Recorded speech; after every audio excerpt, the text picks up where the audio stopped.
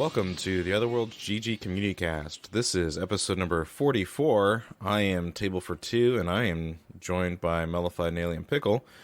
It's been a while, fellows. We've had a whole couple of months. How y'all doing? Wonderful. Had a it's just like crazy. Like life got a little nutty the last couple months with the holidays and work and everything else. So it's been far too long since we've gotten to hang out and talk about some video games. Do some pod. What about you, Jimbo? How you doing?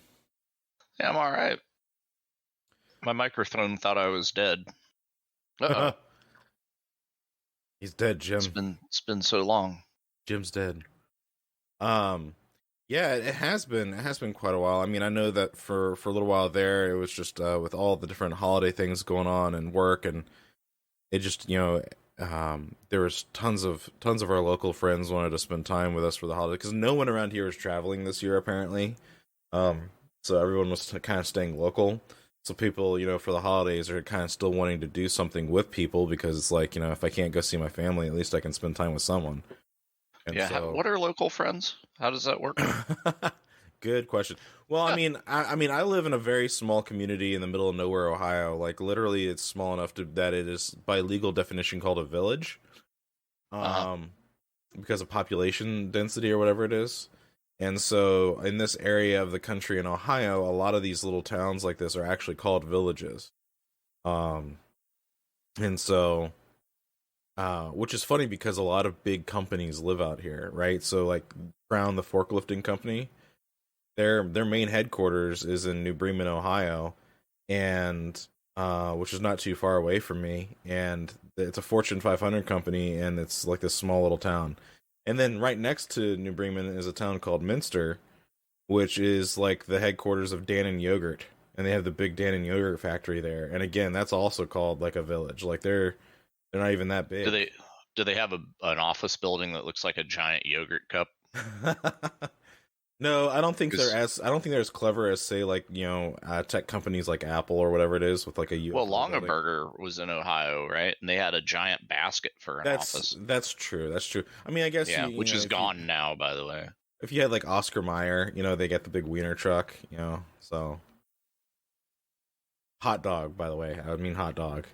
For clarification. Well, this is an exciting episode of America's Roadside Attractions and all, but biggest ball of twine.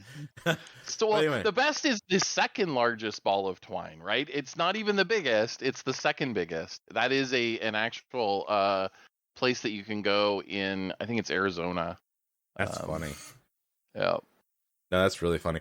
Well, yeah, let's get into it. I mean, we're not going to cover the whole 2 months of news that we've missed, but there is significant news within the past week or so here, a couple of weeks that is worth going into, and we'll just dive right on in. So, Melfied, how about you start us off here, buddy?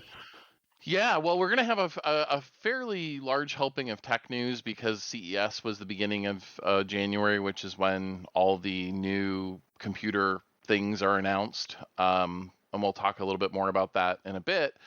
But Dying Light 2 is going to be coming out soon, and the original game is one of those that just won't die. I mean, it has been going and going and going, and it gets tons of mod support, and there's a huge community, it seems like, of people who still play the game.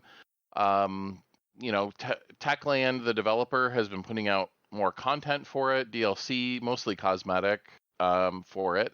But this sequel's been a long time coming, and they're now saying, Techland, the developer, is saying, it will take 500 hours to fully complete Dying Light 2.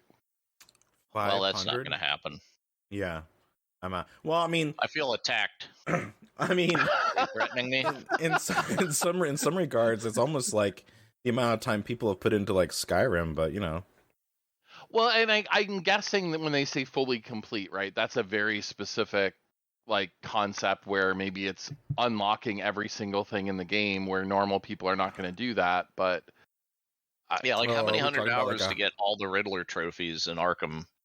Yeah. Well, I mean, I'm talking about like I guess 100% completionists out there are really wanting to do something like this. Yeah. Well, and for a game that's had the legs that the original Dying Light had, having that much content and that much stuff to do kind of makes sense because people may be playing it for 10 years. But it harkened back to a conversation we had in our Discord a couple weeks ago about, how long games take to play, and is it better to have a 10-hour game that blows your socks off or a 100-hour game, I think that's a good discussion to have in general, like but the thing in regards to that is it doesn't necessarily mean that it's going to take 500 hours to finish, say, the main story. Sure. Right. Sure. Right. Like, in Skyrim, it doesn't take necessarily, 14 years to complete, whatever the main storyline is, but, people still spend 14 years playing the game, but to that effect, though, there is something to be said about valuing someone's time in terms of, like, how long does it take to actually play through the full game, like the normal portion of whatever the game is, right? Right. Well, and I gotta wonder if some of this is grinding, right? I can't imagine what content, how they could create that much content that's actually like quests and meaningful story. It seems like it would have to be sort of procedurally generated, or grinding out a bunch of different stats to 100 or something like that. So it'd be interesting to see. But our next story, real quick, the Mass Effect Happy Ending mod is now available in Legendary Edition. So if you prefer that version of events for the ending of the Mass Effect trilogy, you can now get it with the modern update. I'm sorry, that sounded too massage parlor for me. It's the happy ending mod. It's like, oh, that's right. What, like next? Yeah. Well, what's funny about this?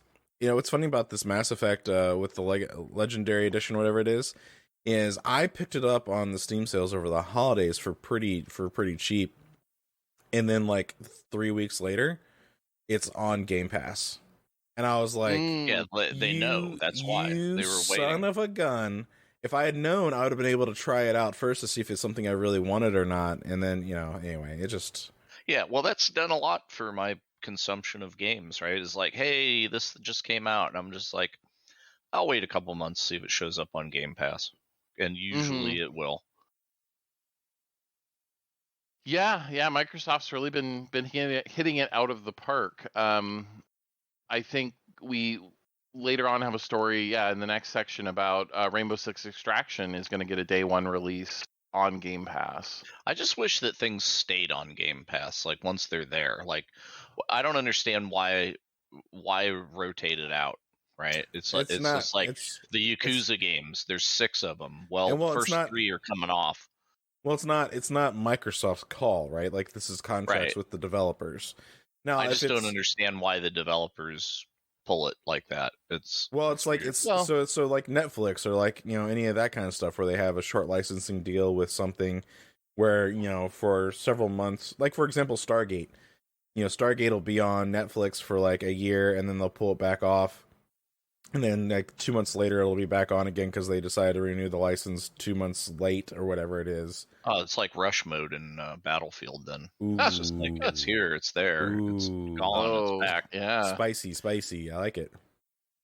I think one of the ways that Microsoft convinces developers to put stuff on Game Pass is by saying, hey, give it away for 3 months, 6 months on Game Pass, and it will pique interest, right? Because it's a free demo.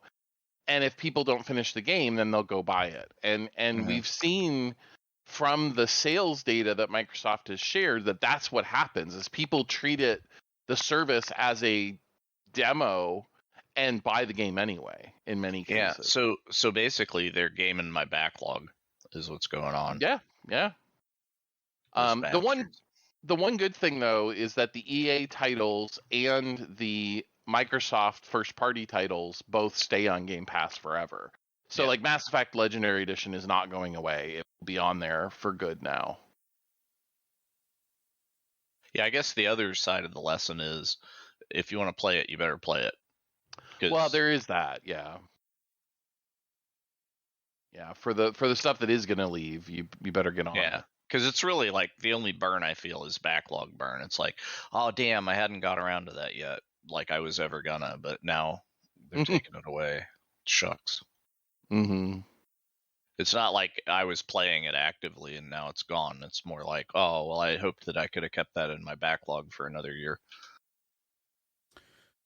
Well, moving right along, there has been 500 hours. Will it stay on Game Pass for 500 hours with Dying Light? That's a good question. Well, time will tell. Time will tell. So there's a Minecrafter that has built a giant Halo ring that actually spins. So, it's, you need a few mods in order to make this thing work, but yeah, so you can download this sucker and explore it for yourself. Of course, it's a smaller ring compared to the actual, Halo rings, but cool, I guess. I don't know. I love these little weird Minecraft projects. It's some guy who just sat there and decided this is what he's going to do, and hundreds of hours later, he shares the fruits of his labor, I guess, with the rest of us. I find it procedurally so cool. generated autism. Oh no. Well, and some of these the 8-bit computer that somebody made in Minecraft just blows me away. Like the amount of work that must have taken. Yeah, that's true. That's true. Right. Project Zomboid is a game. I remember when this was first announced, it was sort of a overhead perspective, Diablo style zombie adventure game. And when they released it, I remember so clearly the first mission that they gave you was a husband and wife, and the wife had been injured fleeing from the zombies, and they were holed up in this house. And one of the things that you could do was put a pillow behind her head when she's laying on the bed to make her feel more comfortable.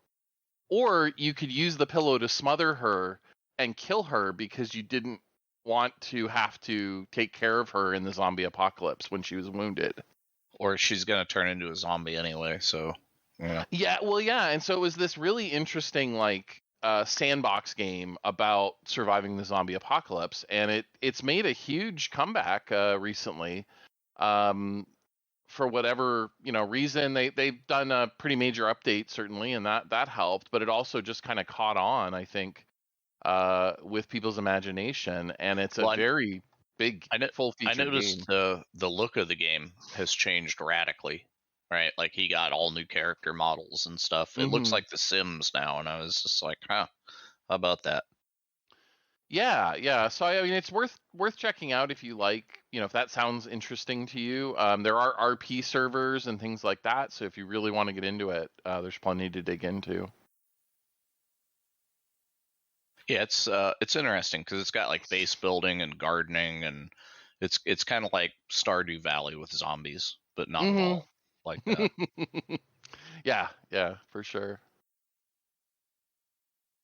Some of your favorite characters from Fallout New Vegas are now in Fallout 4 thanks to a modder, Veronica and Rose, as well as some of the other characters. So if you're a big fan of the Fallout New Vegas world, you can spend some more time with those characters.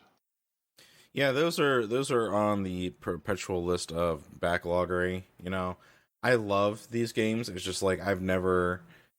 It's even Skyrim. Skyrim, I was playing pretty heavily, as you remember I was talking to you about, and it's been about 2.5 months since I've touched it, and it's shoot. I feel like if I go back to it now, I'm not going to remember what I was doing. So that is the problem I have as well. I started my new playthrough as a mage. I always play a Khajiit thief in the Skyrim or Fallout or Elder Scrolls games. That's the word I'm looking for. Elder Scrolls games. I always play as Khajiit thief, and I actually was like, okay, I'm going to try a mage, and so I did 10 hours maybe into it, and then I was just like, other stuff. Oh look, shiny. I don't know if I'll ever go back to it. I want to go back to it, but again, it's the same thing. So it's the New Vegas, Fallout 4, I barely touched Fallout 4 when it came out. I played through Probably the initial, like, going into the main town there a couple of times and then venturing out like a little bit. But, like, after that, like, I beat all of the Skyrim games and all of the Fallout games, like finished the story, did a bunch of the side stuff. Certainly not 100%, but did quite a bit. And you know, quite enjoy them and love them, but I have a hard time going back and playing them again because I remember enough that it's like not new. It's not as exciting because I know what's going to happen. Right. It's like reading the same book over and over. To me, doesn't appeal. I've never done this story in Skyrim. I've done it to a point, right? Like you go up on the mountain, you meet the dragon, you know, talk to him. Okay, great. Spoilers. And then it was, oh my God, like people don't know that there's dragons in Skyrim. But then it's just like, oh, well, hey, Dark Brotherhood, and hey, I got like this quest, and oh, hey, let's do the thing, or, you know, whatever. And then I end up never getting to the story. And it's not for like lack of play in the game. It's just like I always go off in some other direction, and then it's just like I don't really care about being Dragonborn. Yeah, I'm doing my thing. But that's what's great about the thing is you can, right? Like they even have that mod, you know, like Another Life, and it's just like you never touch the Dragonborn story. You're just like, you know, hey, I woke up in the tent in the woods. Go.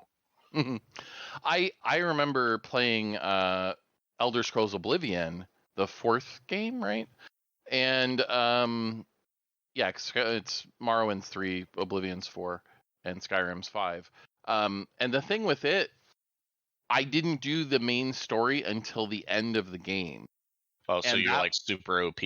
Well, that was the problem. That was the first one where Bethesda did level scaling. Oh, so the enemies, you know, got more powerful as you got more powerful. So the Daedra that you have to fight when you go through the portals in Oblivion to like destroy the Oblivion portal. Yeah, you have to do that a bunch of times. Yeah, well, I couldn't kill them. I just had to sit. They couldn't kill me, but like it took me 100, you know, sword whacks to actually finish off these Daedra. So I just went and enchanted my armor with 100% chameleon, so I was invisible, and then I would just run past them, destroy the thing, and run back out because that was way less work than actually fighting the stupid monsters. Yeah. But that's how you get to 500 hours of content, is you have to like weigh all those things down. Maybe that's the key, yeah. Over Christmas, Steam hit a new, or I'm sorry, not over Christmas, at the New Year. Steam hit a new concurrent user record of 27.9 million people online playing Steam games all at the same time. And that's without China. Because China bailed. Yep. So, I mean, that's 10% of the population of the U.S. Now, obviously, that's a global number, but just to kind of put that in perspective, right? That's a huge... This is a huge indication that people ain't got shit to do. Or they're stuck at home, as we were talking about, right? A lot of people did not travel due to health concerns this season, and so I guess they stayed home and played games instead. And you know, we talked about it in our Discord, and I don't think we have any news bits about it here, but it seems like there's been some really weird crossovers in gaming lately. And, sorry, yes, you know, you're right. So, EVE Online did a recent crossover with Doctor Who, and I watched a whole bunch of stuff on this because, like, EVE has been just like slowly dying to me. Like, I've lost interest. It's almost been 2 decades, so I mean, you know, congratulations, you guys lasted longer than most. But you know, it's like, if you're gonna do a crossover with EVE Online, why would you ever pick Doctor Who? That's, like, in my opinion, the last sci-fi franchise you want to choose to, like, cross over into your universe. Equally as weird, I would say, is Call of Duty Warzone gets an Attack on Titan crossover. Like, I what? Don't what? Yes. Well, I don't understand the problem here. When I think, you know, guys with guns running around shooting people, I think anime. I mean, this seems like a natural. And to be fair, this one makes more sense to me than EVE Online and Doctor Who. Like, if you're going to do a crossover with EVE Online, pick, like, The Expanse, or pick, like, I don't know, Stargate, or pick, something relevant. Not frickin' Doctor Who. And the weird thing is about the Doctor Who stuff is the stuff that you get after, like, that you get is all cosmetic crap. It's all dumb. It's all like, now I can make my NPC character, who I never get to look at because it's just a little icon and a picture, now can wear the famous Doctor Who scarf. Ooh. Yeah, no, the problem is that scarf will be in the game for the next 20 years. You can't ever delete it, right? So it's dumb. Yeah, it serves no purpose. It's just dumb.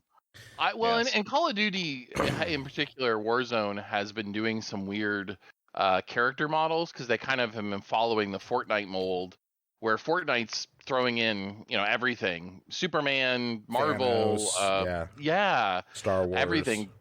I want a machine gun that's actually like a giant hot dog that shoots mustard. No, I'm not gonna lie. When Fortnite started doing all that Star Wars stuff, and you can get like lightsabers and all that I did play that, and I was like, this is actually a lot of fun. But yeah, I bought the Master Chief skin in Fortnite. I'll admit that. But Warzone, you can play as John McClane. I went and got that skin because I'm a huge diehard. The best You're Christmas a diehard movie. fan? I'm a diehard as the best Christmas movie ever fan. But like, I just don't understand Attack on Titan. It just seems like two worlds that don't go together to me. So, although Attack on Titan would have been a lot shorter of an anime if they'd had actually guns and bazookas and shit, right? Instead of little daggers that they stab them. Yeah, that's true. The official Alien Pickle game of all time, Death Stranding, is finally getting the director's cut on PC. Oh, thank God. Because why? Well, you need to be able to fish in the post-apocalyptic world, and that's what the director's cut brings to you. I guess there is some extra content as well. It's not just fishing, but for whatever reason, when they launched the PC, the original PlayStation version, then the PC version, then they did the director's cut only on PlayStation 5, and everybody was wondering why it wasn't on PCs, but they are going to bring it later this year. So it is a separate purchase, though. It is not, as far as I can tell, it is not a upgrade. Yeah, now if I could DLC that for $10 into the current game, cool. All right. Yep. But if I had to like rebuy a $50 game for that, no. Yeah, that definitely is odd. It is a separate Steam listing. Like, you can go wish list it right now on Steam, and it's separate from the original game. That's really weird. It's kind of like Skyrim though. Like, I wish, like with the Skyrim stuff, it was a little easier, but whatever. Yeah. All right, so GoldenEye 007, the Xbox version of or updated version of the original Nintendo 64 classic, it leaked. There was an Xbox arcade build that got out, and people have been playing it, and you can play it online if you have a modded 360. And apparently the achievements for that game are now up on Xbox, which suggests that it is going to actually be released as an official title at some point. So did they just now like find these, or was this like someone's like, oh, these happen to be here? Well, they just found them, and apparently the way Microsoft does it is the achievements are like the last thing to go in before the game launches, because they don't put the achievements up. They don't want you earning them accidentally when you're testing or whatever. Weird. So they put them in late. So yeah, it seems like at least there's a chance that it'll actually be released, which would be kind of crazy. Maybe they saw how popular it was when it leaked and figured, well, let's all make some money. It doesn't hurt that MGM is now owned by Amazon, who is probably a little more open to relicensing 007 stuff from the past than MGM might have been. Yeah, and I think that there was some more people besides MGM that were involved in that, though. I know that, like, there was the MGM stuff, there was the Rare was involved with it. Mm-hmm. Nintendo, of course, is involved in it somewhere. Nintendo and Microsoft have a little more cordial relationship these days. Rare is owned by Microsoft, so right. I mean, maybe they worked out the licensing mess, and it actually will come. We'll see. Be cool to see, that's for sure. So Ubisoft Plus. Did you guys see the new? Did you see the new Bond movie yet? I have not. I've heard good things, but I haven't. Yeah, I was disappointed. It was pretty good. The last few have been decent, I thought. I mean, Ana de Armas was in it, man. That's all I needed. Nice. Fine tradition of Bond girls over the years. Ubisoft Plus subscription service is coming to Xbox. How do you feel about that, Malified? I'm a weird gamer, I admit. I buy stuff on Xbox and on PC a lot of times, and so I love the Ubisoft Plus subscription on PC because it gets me the full version of the game with all the DLC. So it's like the super ultimate $120 version of the game, and it costs me $15 a month, which that gets me everything Ubisoft ever does. I think it's actually a pretty good deal. It doesn't hurt though that on PC I also get Stadia and Luna, Amazon Luna streaming for free as part of that $15 a month. On Xbox, I'm not sure if they're gonna put all these games on xCloud to have that parity, or if it's gonna be the same price, $15 a month. But it might be worth it if you really like. I will play. I played through all of Assassin's Creed Odyssey. I played through all of Assassin's Creed Valhalla, and I got a huge amount of value out of those games. So I don't mind paying Ubisoft for those, but I don't know. It'll be interesting to see if it's as full featured as the PC, I guess, for the same price. Nice. All right. Age of Empires 4 console version seemingly found in Xbox Insider Hub. Now, I didn't realize that Age of Empires 4 was not on the console. Yeah, it was one of the few PC-only releases that Microsoft's done lately. I mean, obviously, Flight Simulator, it took a while, but it did come to the console, so maybe it's the same situation with Age of Empires. Certainly getting the controller to be a good input device for an RTS is always a challenge. So right, yeah. I thought the same thing, too. Be interesting to see how that plays. And also here, Halo Infinite's next Xbox Game Pass Ultimate perk is now available. Now, if you guys have if you have Game Pass, essentially, make sure you're checking your perks, because, like, with the with Amazon Prime, like Prime Gaming, there's stuff that you can get all the time. Epic, they're always putting out little stuff all the time.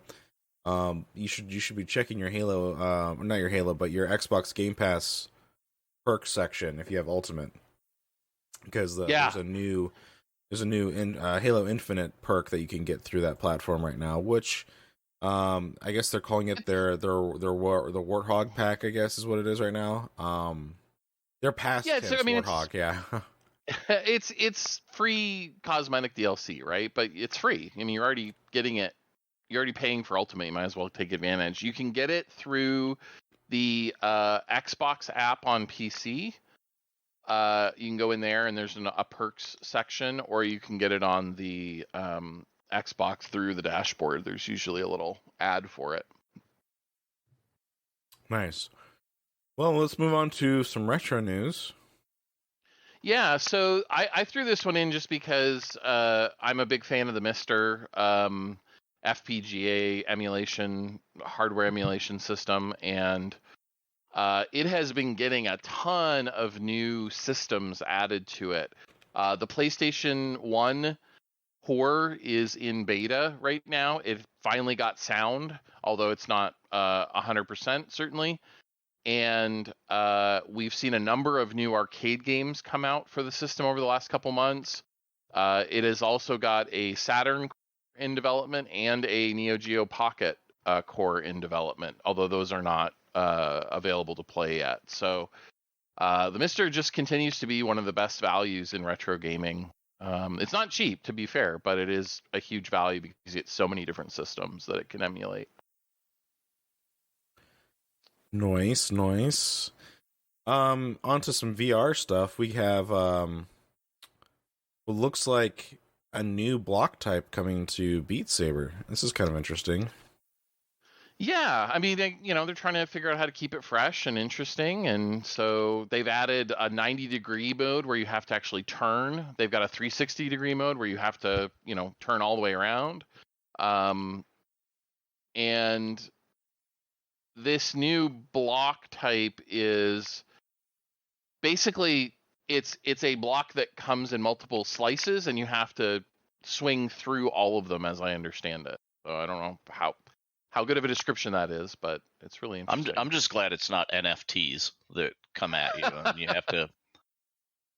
Maybe that's the next update. It is. Be careful what you wish for there. Yeah. Looks like 2 we're also getting some mods. So Resident Evils 2 and 3 VR mods are now available on what is this, PC?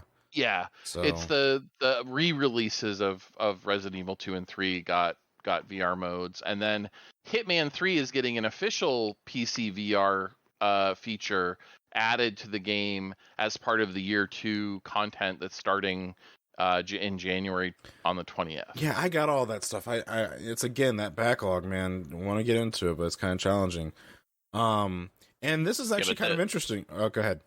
Yeah, the VR coming to PC is cool. Because that was like a Sony exclusive-y thing at first, right? Speaking of Sony, though, that's actually what I want to get into next is PlayStation VR 2 next generation Sony headset specifications have been revealed. I'm curious about this because while Microsoft is still working on their HoloLens and augmented reality stuff, they have not dove into the VR world really at all. And Sony's still sticking with it, so I'm pretty impressed that they're still going at it for a console to do VR stuff. Is pretty impressive. Yeah, and this is clearly taking a lot of lessons from what Oculus and Facebook, now Meta, have done with the Quest, where the original PSVR used the camera mounted on your TV to track the headset. The PSVR 2 actually does inside-out tracking, where there's cameras built into the headset that it uses to look out at your environment and track your movement. Which is a lot, much better.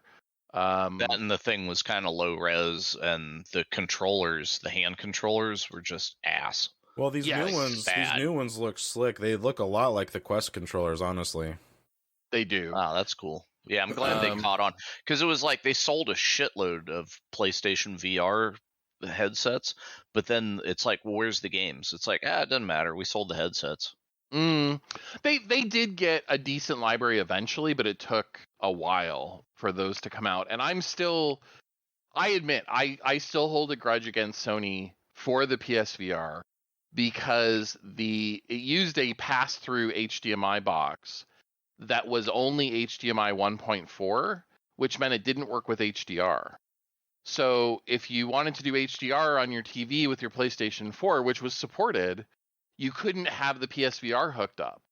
And to fix that, they came out with a new version of PSVR, but there was no upgrade path. You just had to buy a whole new headset to get that fix, which was just obnoxious in my opinion.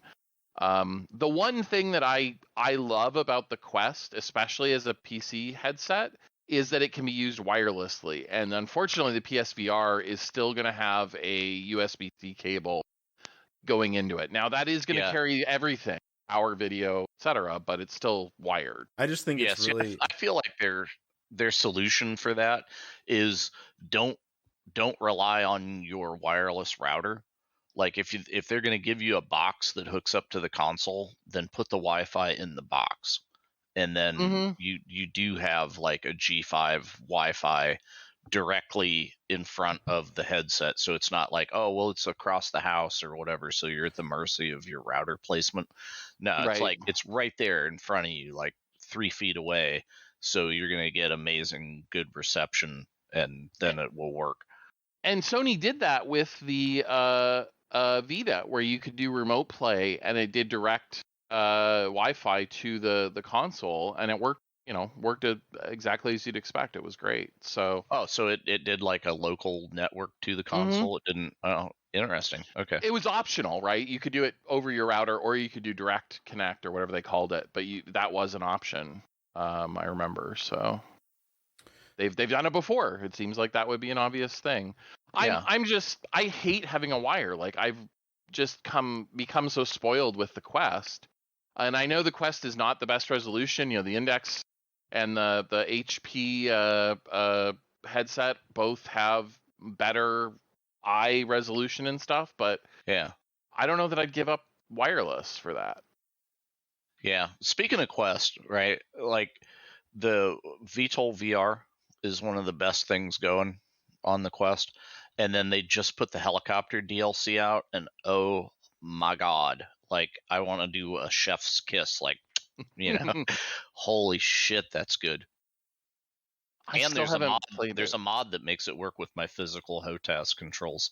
So you have best of both worlds, right? Now I need to get the option turned on in the Quest where I don't even need the hand controls. It just tracks your hand. Oh, right? Sure. Because then I just take my hand off the joystick and poke buttons that are in front of my face. That would be, at that point, it's just like winning. Like, you can't win harder than that. So, okay. Well, and the funny thing is, like, having a headset on is sort of analogous to wearing a helmet in which an actual helicopter pilot would have a helmet on. So it's just that much more immersive. It seems to me. Because, dude, like, I'm not into the room scale thing. I'm more a seated experience kind of person, just because of the kind of games that I'm playing. But I tried to play like Pavlov VR, which is like a Counter-Strike thing. And what's killing me is it's like, it's kind of a cover shooter, which means that you have to be doing squats for an hour while you're trying to play the game, because it's like, I have to hide behind this box. No, really. I have to like get down on my knees on the floor and hide behind this box. I love a game called Gun Club VR, which is both a Quest native. It's on Steam. It's on Oculus Rift PC, and it is a very short, like, bite-sized little levels where you shoot a bunch of stuff, and those things can be zombies, they can be targets, they can be whatever. The thing that it does really well is lets you customize guns and do all this stuff. You earn money by doing missions, and then you upgrade your guns. But to play it, it really wants you to be standing. And standing, holding your arms up to aim for any extended period sucks balls. It just hurts after a while. And I guess that's maybe the good thing about VR, right? You're getting more physical activity, but holy stank, it takes a toll, that's for sure. No doubt. All right, well, moving on to our tech news. There's some really interesting tech news here that I'm actually looking forward to talking about. Nvidia expects graphics card supply to improve in the second half of 2022. Don't hold your breath. Is that just because Kazakhstan shut down all the mining and China's out of the mining, so now we're going to finally have some cards? This is one of those stories I put in because it's both sad and good news, right? It's sad because we're only talking about it getting better later this year. Like, we've been suffering with this for more than a year now. It just seems crazy that this is taking such a long time for the supply chain to recover. Yeah, well, and speaking of NVIDIA, so NVIDIA Shield Android 11 update brings improved 4K streaming and gaming.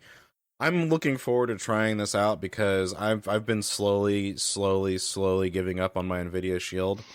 And it's not, and maybe it's the fact that I have the OG version, although the OG version still has the same chipset as all of the modern ones, but like, it's also using the older hard drive, so it's not using like any kind of NVMe or SSD or any of that kind of stuff. And because it has a 500 gig hard drive in it. Yeah. Now I'm barely touching that 500 gigs if I'm being honest, because I don't do a lot of things locally on the machine. One of the things that I've noticed that has been kind of a frustration is the lack of support from third parties. And what I mean by that is specifically the Steam Deck, or excuse me, the Steam Link app works. Mm-hmm. And then I can also do direct Nvidia Steam, like game streaming from my PC to it. And so those two functionalities work just fine. But like there is a version of Parsec that's available, but it's still like in beta for the Shield. And I cannot select into the box to start typing. Like it will not, like the way the app functions, like I've tried doing all kinds of things, hard resets, whatever, plugging in a USB keyboard, whatever it is, for some reason, like to log into Parsec on the Shield TV is just not letting it happen for me. And then the other big thing that was having trouble for me after that was there's no Xbox app support on the Shield. You can sideload it, and apparently the sideloaded version of it from like your mobile phone will work just fine. But you know, there's no actual native support for the Shield, and I feel like Nvidia should be pushing for it, or at least trying to like work like with these companies, because I feel like people have these little devices, and I think that they would love to. Well, it seems like it would compete with Nvidia's streaming service if you could use Microsoft's. Would it though? Like, because and what I guess what I'm getting at is the Xbox thing is a lot of that stuff that you're streaming is console based. You're not streaming PC stuff. So you're actually getting stuff that's only on the console. Now, granted, there may be PC versions of it available somewhere, but when you do game streaming from xCloud, that's all console. 100%. So like, you know, with the Nvidia streaming, you're only streaming from Nvidia's servers, like a private instance of your stuff. Like you're not, you know what I mean? So like that's where I feel like I don't think there's actually like because you can get through a web browser, you could probably get, you know, Chrome, the Stadia stuff to work through the Shield, I'm sure. But I just feel like there's this lack of support of options, you know, on this device. So I mean, like you can get through Google Play or Google whatever it is, movies and TV shows, but they still let you have Netflix and Prime and all those other streaming services on there. So I mean, it's like I don't see what the deal is. Like that's where I guess I'm getting a little frustrated. So like those two big things, like if they could get Parsec working right and like do native support for like xCloud and Game Pass and whatnot, I think that they would have a better device. The Fire TV, Amazon's, all of their Fire devices have a very similar problem where, you know, a lot of developers don't make the apps available on the Amazon store to begin with. And then if they do, what you get oftentimes is not fully compatible with all of the different Fire TV devices, whether it's the stick or the tablet or whatever. Something doesn't work with the app, and it's super, super frustrating. Yeah, a little bit. But in some good news though, Valve has actually shipped hundreds of Steam Decks dev kits to developers in the last month, and remains on track for a February launch according to Valve. So the purpose of these dev kits going out is so that developers can make sure that they are optimizing their games if they want to make sure their games are optimized for the Steam Deck. And in the Steam store, there's actually going to be an icon that says Steam Deck compatible when games have been optimized for the Steam Deck. So that way, when you're perusing through what you want to play, you can find those optimized games. Oh, that's cool. Because on the Shield TV, so whenever you go to the Play Store there, like a lot of stuff that should be in the Play Store isn't, because you know they whittle it down to like, well, what's only going to work with a controller, I guess. But there's so many games that do have controller support, but they just don't show up. And it's like, but why?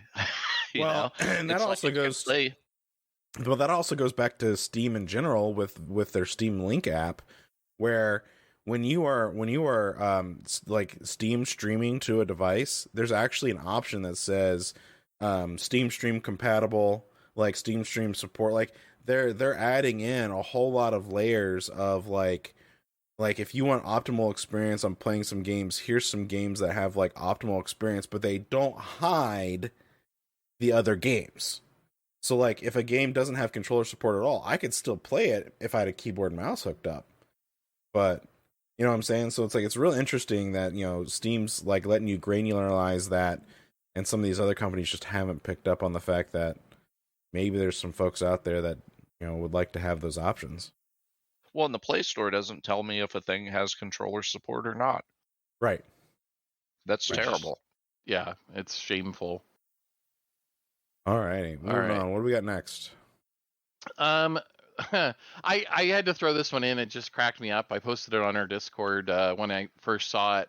Razer has a modular desk concept they showed off at CES that basically looks like a giant gaming laptop with legs. It's a desk, but it has, you know, a PC built into the desktop. It has screens that are on the back side of the desk, and you know, everything that you can imagine. From a giant laptop, that's what you're getting. So I still like Dillinger's desk in Tron, though. Mm-hmm. Yep.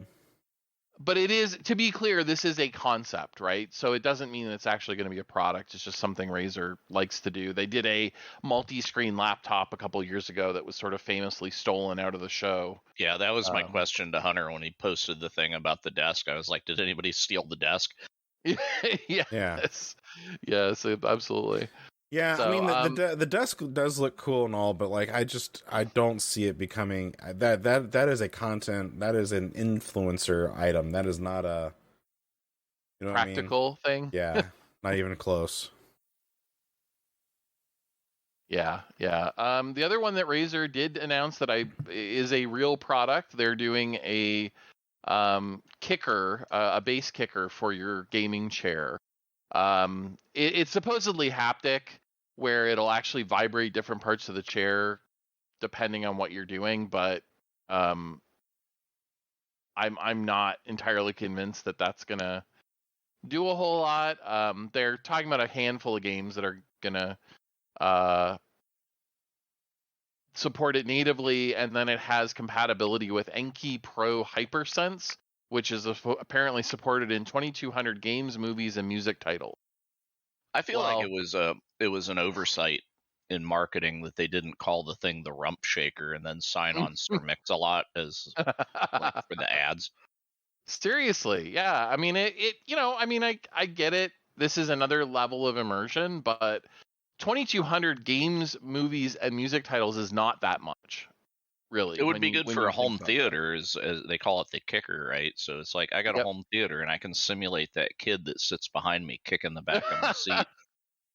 Well, and that putting a bass speaker under the chair in your home theater has been a thing for quite a while, but this is trying to take it to the next level where you actually have a feel of force feedback, you know, that's makes sense within the context of the game, but I'm just not convinced.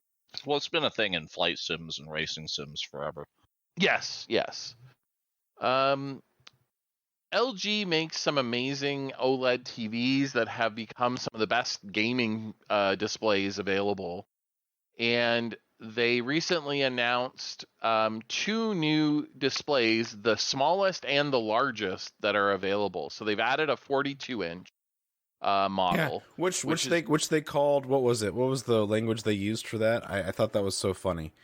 They said a respectably compact 42 inches. I'm like, really? That's okay.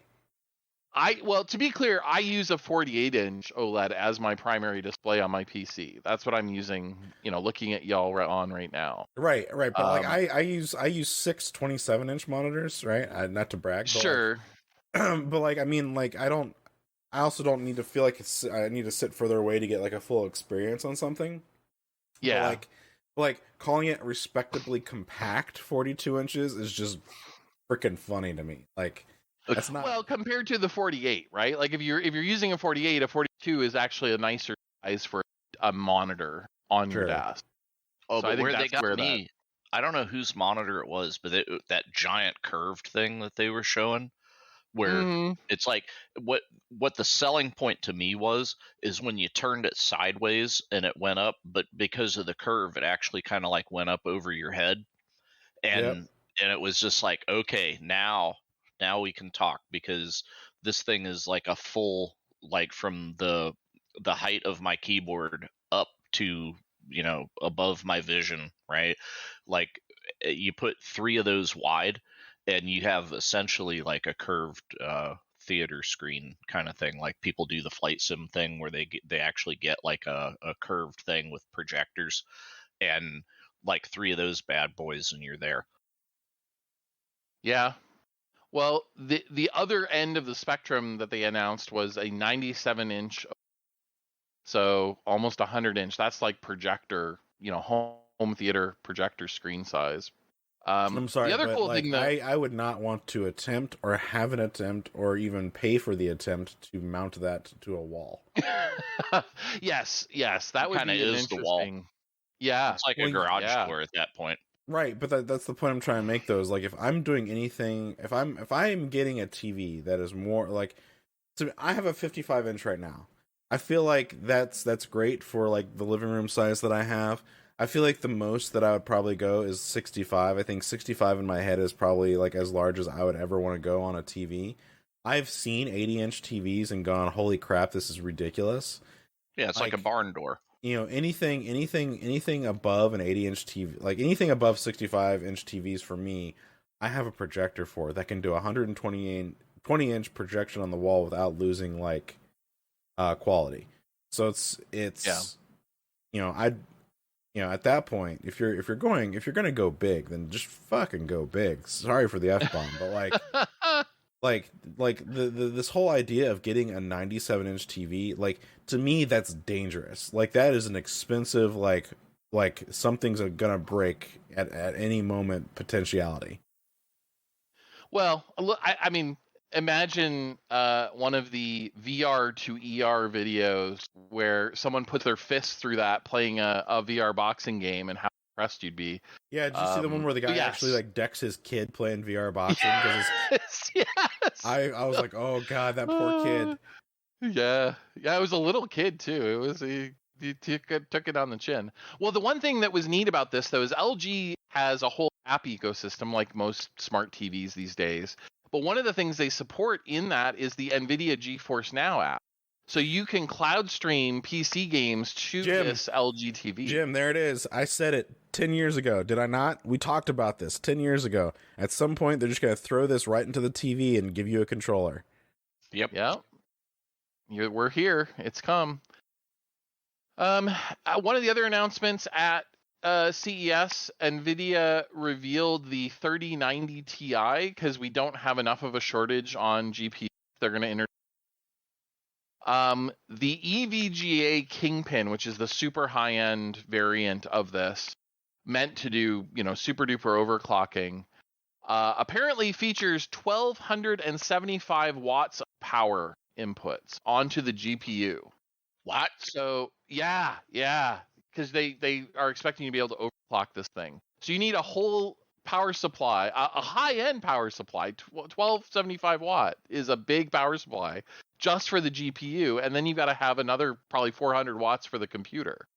So you get like a gas generator, right? Hook that up. But really, why don't they just say, hey, you know what? Crypto miner.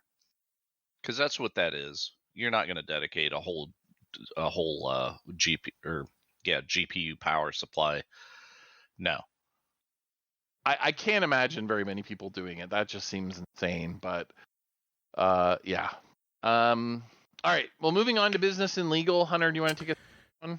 Yes. So, and it's actually apropos that we're going to talk about this because just this morning I was watching. This guy has a really great video series called Death of a Game. I don't know. I forget the name of the guy's channel, but he does some really cool videos that I really like. where it's not necessarily saying that the game is completely dead or whatever, but he goes into the history of the game and why, like where it's at now, or if it's even still playable and stuff like that. And he did one for Overwatch. And so under this section here, LEGO is halting Overwatch 2 set while it reevaluates its partnership with Activision Blizzard.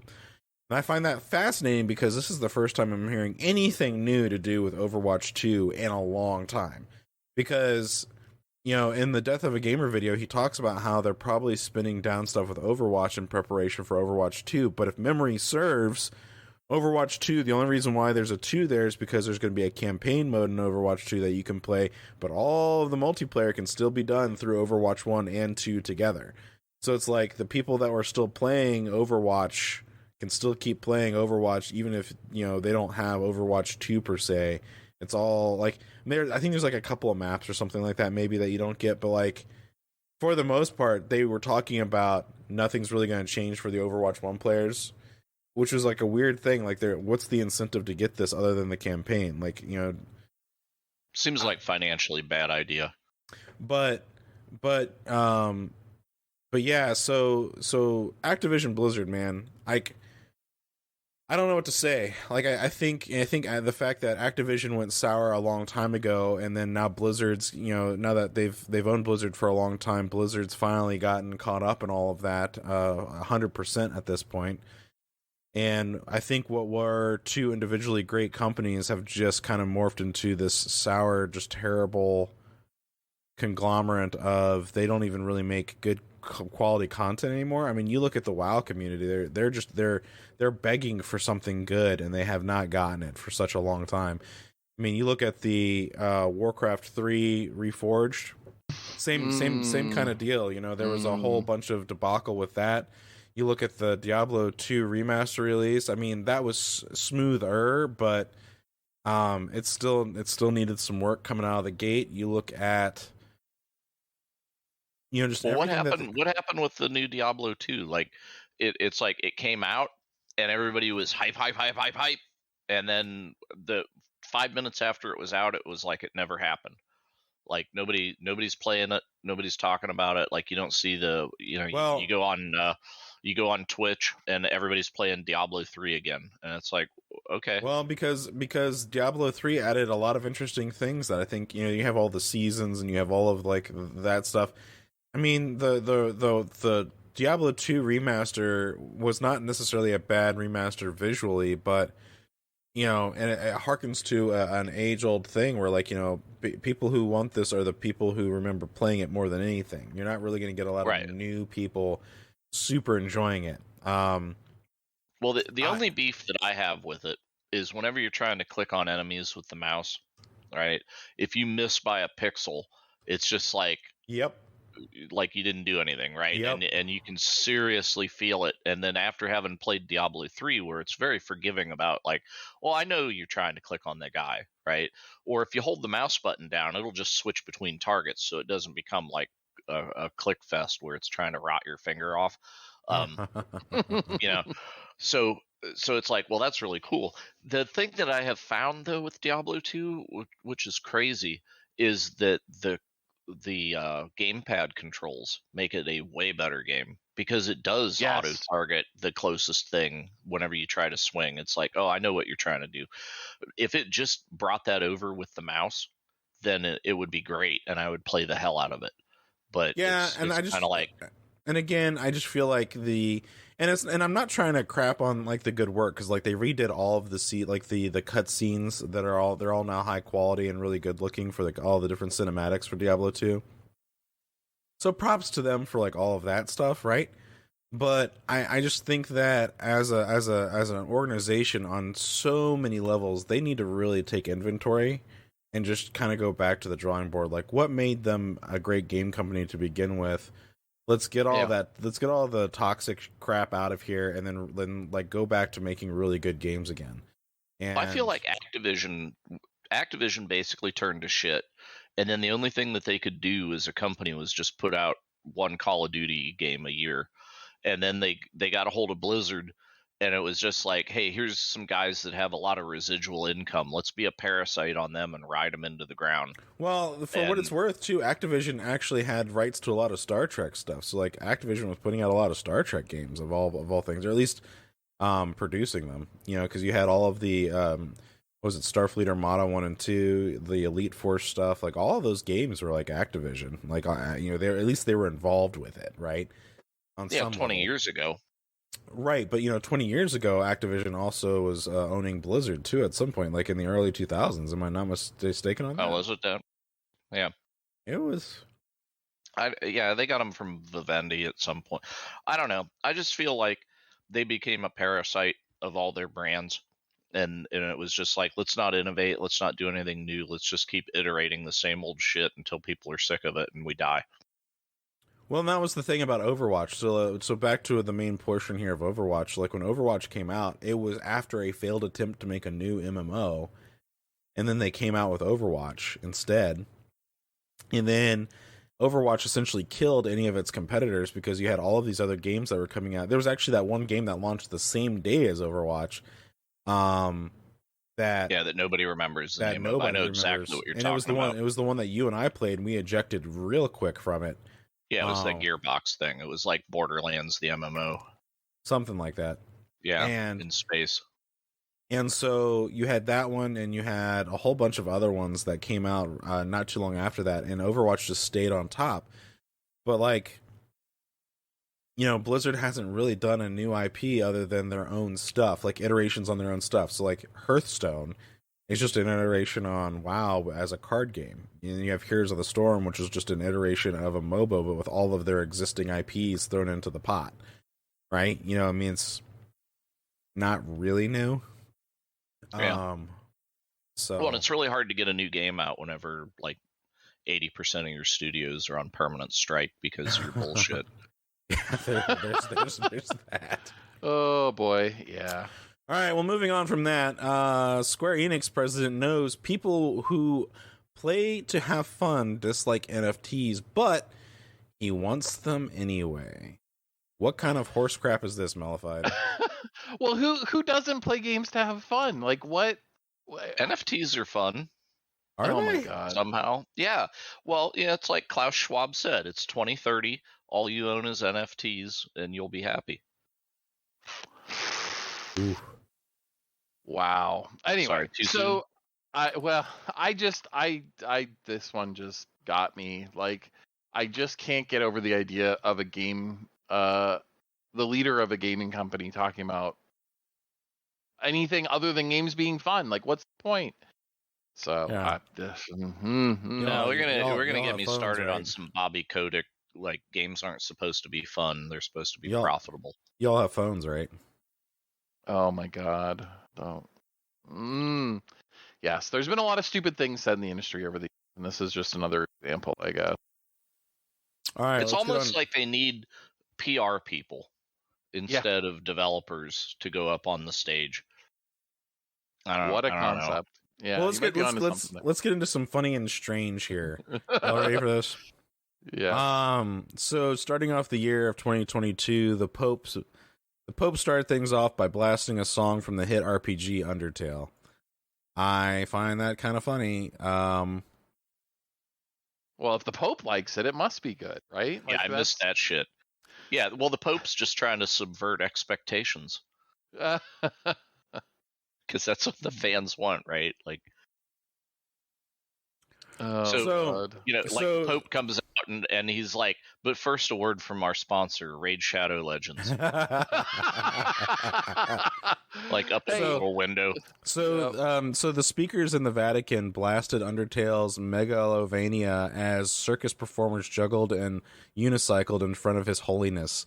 There's video proof too, in case you, like me, couldn't believe this actually happened. Yes, that's how they started. I am on that train of what? This can't possibly be real. Yeah, it's there. Also, in funny and strange, Microsoft is now selling Halo nail polish with matching in-game items. Well, I mean, I wasn't interested until they put in-game items to go with it. Now it's like, okay, well, I got to find me some nail polish because when you crack the lid, it's like a little Gregorian chant comes out, like the Halo theme. Yeah, nice, that shade really suits you, Chief. Right. Oh my god. Yeah. I this is one of the weirder, decisions I feel like Microsoft has made with Halo marketing, but I mean, good for them. Why not? Why didn't Gearbox get on this? It'd be like, I'm wearing Claptrap. Claptrap also sounds like a venereal disease. I'm not gonna lie. Yes, it does. It does. Oh my god! All right, close us out there, Malphite. Okay, so Amazon is making a series based off of everybody's favorite post-apocalyptic RPG, Fallout, and it is entering production this year. The showrunner. Is this going to be a fucking anime? Please, no. Live action. Okay. And it is the first episode's being directed by the Westworld co-creator. So, I mean, there's some pedigree here. There's some hope that this might actually be good. I'm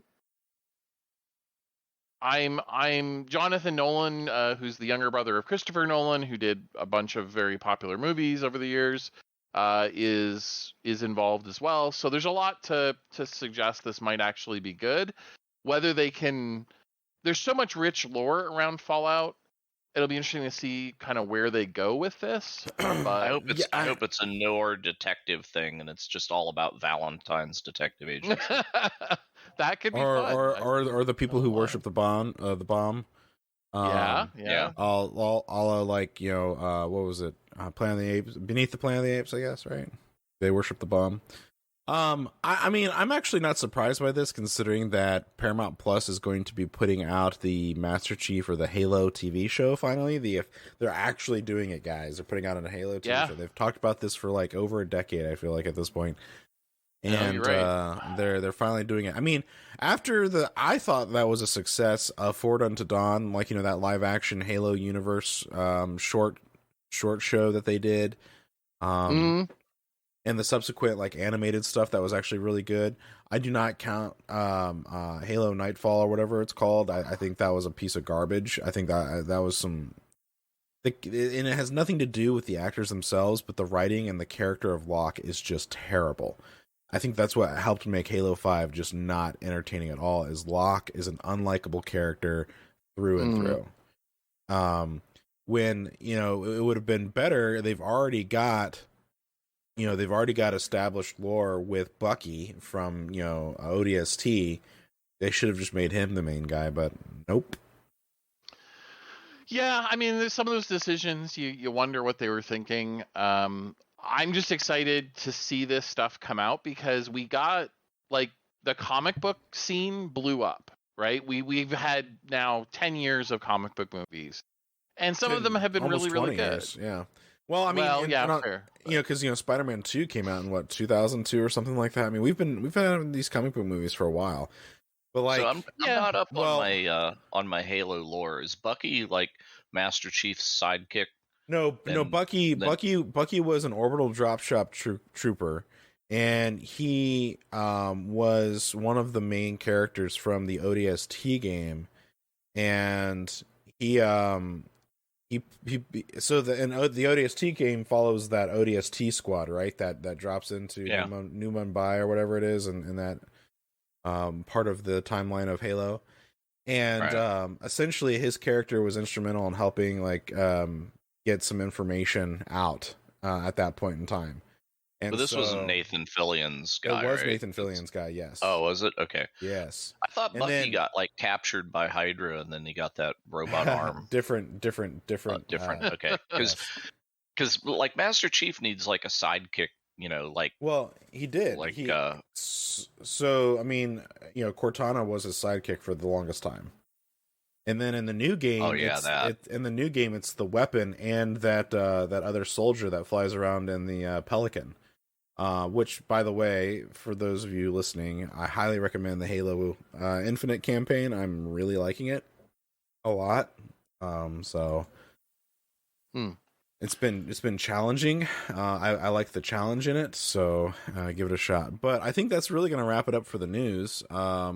I'm really excited. So with Halo Infinite, are they going to continue to put story stuff out, or is that's it? I don't know. Because if with a name like Infinite, it sounds like, hey, we're going to continue to plug story chapters in. I think that might have a little bit to do with the multiplayer, but that's just me. Yeah, well, if it was Halo multiplayer forever, whatever, right?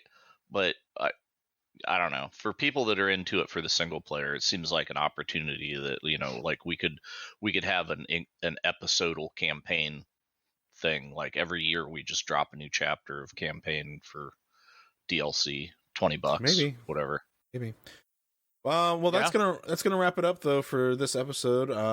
Come on over to our Discord server, discord.OtherWorlds.GG. We've got a lot going on over here, a lot of discussions, a lot of gaming, a lot of whatnot. The New Year is hitting strong, and even though I'm kind of sounding a little baritone and a little scratchy voice, I am getting back into the gaming more now that the holidays and stuff are done. So expect to see me around on the Discord playing more games. So come on by there. You guys can find this podcast in pretty much all of the places. And who knows, maybe we'll start doing some more stuff in the future. We got a couple of game servers. We're kind of toned down on them, but we're doing a little bit of Minecraft. I was playing Minecraft the other day on our server and having a little fun with that. And I think we still have that Unreal Tournament server, if I'm not mistaken. But yeah, I think all of that is to say, we will see you guys in the next episode. This has been episode number 44. Yeehaw.